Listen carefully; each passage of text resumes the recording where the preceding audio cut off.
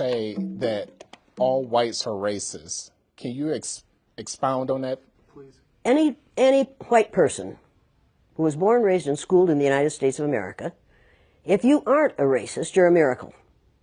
Either that or you decided to educate yourself. Because education in this country is about white is right, brown's all right, black's got to stand back.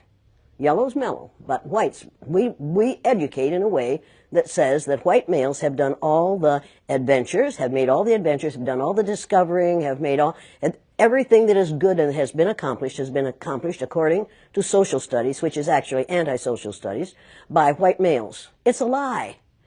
But we do that in order to maintain the myth of white superiority. The myth of race has to be maintained at all costs in this country. Because if white people have to give up the color of their skin as being something that makes them perfect, what do they have left?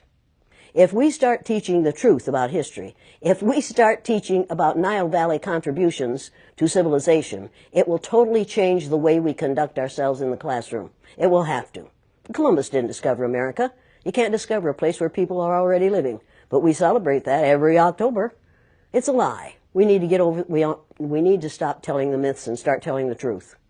So when you tell people that they're racist, and it must have some kind of effect, because most people will say, I'm not racist. I'm not a racist. Why, some of my best friends are black. Right. Yeah, and then you say, name one. Or this one, I don't see color. And when some woman says to me, I don't see color, I say, I knew that. If you saw color, you wouldn't dye your hair that way. Or I say, if you saw color, you wouldn't wear that shirt with those pants. I believe that you don't see color.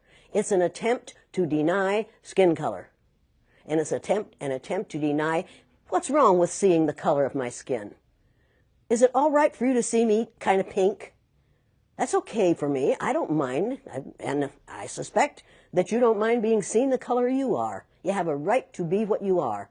And until people in this country and people in this world get it into their heads that the first modern human beings that evolved on this earth were black women. They evolved in sub-Saharan Africa about 280,000 years ago, and every human being on the face of the earth today has the memory of those black women's genetic structure in their genes. Now, we don't want to admit that, but that's the way it is. And as people moved farther and farther from the equator, their bodies produced less and less melanin, so their hair, their skin, and their eyes got lighter. As they moved into the east, they ate a lot of fish and a lot of vegetables, so their skin took on a different tone. I found that out when I was raising little kids. My husband worked in a supermarket. He was the head of the produce department. And they had lots of oranges that they couldn't sell, so he'd bring them home. And I was feeding my kids orange juice like you never saw in your life. They began to have an orange cast to their skin. I thought they had a liver problem. So I took him to the doctor, and she said, what are you feeding these kids? I said, well, lots of orange juice. She said, stop it if you want them to stop being orange. Now, if you think that skin color isn't anything other than the body's natural reaction to the natural environment, get over it.